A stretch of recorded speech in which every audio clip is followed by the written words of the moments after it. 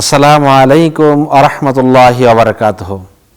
জাকাতুল ফিতর আদায় করা ফরজ।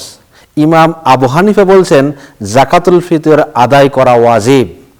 রাসূল সাল্লাল্লাহু আলাইহি ওয়াসাল্লাম রমজান মাসে সকল মুসলমান, নারী পুরুষ, ছোট বড়, ধনী গরিব, দাস এবং গোলাম প্রত্যেকের উপরে জাকাতুল ফিতর আদায় করা ফরজ করেছেন।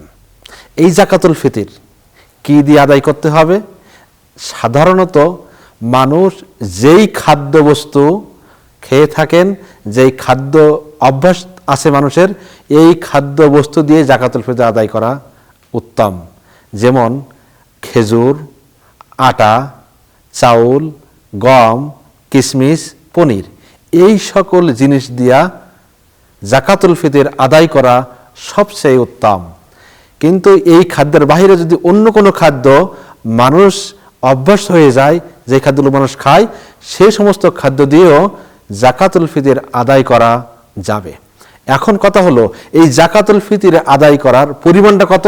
রাসূল সাল্লাল্লাহু আলাইহি ওয়াসাল্লাম বলেছেন সাআম মিনাত তামারি আও সাআম মিনাস শাইরি, এক সা পরিমাণ খেজুর অথবা এক সা পরিমাণ জাবিব।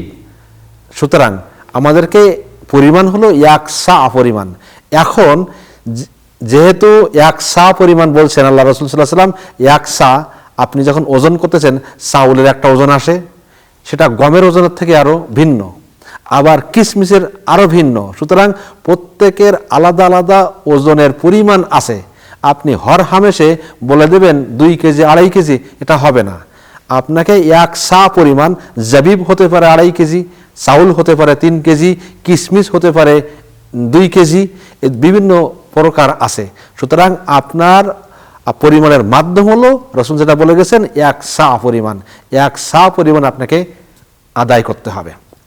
এখন কথা হলো, রাসূল সাল্লাল্লাহু আলাইহি ওয়াসাল্লাম কেন এই জাকাতুল ফিতর আদায় করতে বলেছেন? এর হিকমতটা কি? হিকমতটা হলো 2টা কারণে। একটা কারণ হলো ফকির, মিসকিন, দরিদ্রদের সহযোগিতা করা, যাতে তারা ধনীদের সাথে ঈদের দিন আনন্দের উৎসবে শরীক হতে পারে। 2 নম্বর কারণ হলো, আপনি যে পুরো একটা মাস রোজা রাখতেছেন, এই রোজার যে আপনার ত্রুটি বিচ্ছিন্ন হয়ে গেল না, গুনাহ যদি হয়ে যেয়ে থাকে, তাহলে এই জাকাত ফিল ফিতর আদায় করার মাধ্যমে আপনার রোজার পরিপূর্ণতা চলে আসবে। আপনার যে রোজার ত্রুটি বিচ্ছিন্ন হয়ে গেছে, এগুলো আপনার চলে আসবে। সুতরাং এই জাকাতুল ফিতর আপনাকে কি করতে হবে? আদায় করতে হবে। জাকাতুল ফিতর ফরজ একটা ইবাদত।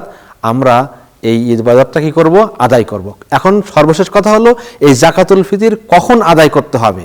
রাসূল সাল্লাল্লাহু আলাইহি ওয়াসাল্লাম বলেছেন ঈদের সালাতে যাওয়ার আগেই এই জাকাতুল ফিতর আদায় করতে হবে।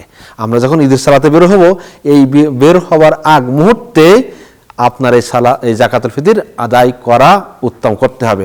সালাত আদায় করার পরে জাকাতুল ফিতর আদায় করলে ওটা আপনার জাকাতুল ফিতরের সওয়াব পাবেন না, ওটা দানের সাদকার সওয়াব পাবেন, কিন্তু জাকাতুল ফিতরের সওয়াব পাবেন না। উত্তম সময় হলো জাকাতুল ফিতর আদায় করার সালাতে যাওয়ার আগে, ঈদের সালাতে যাওয়ার আগে আপনাকে এটা আদায় করতে হবে। আল্লাহ রাব্বুল আলামিন আমাদের সকলকে কবুল করুক। ওয়া মা তৌফিক ইল্লা বিল্লাহ। আসসালামু আলাইকুম ওয়া রাহমাতুল্লাহ।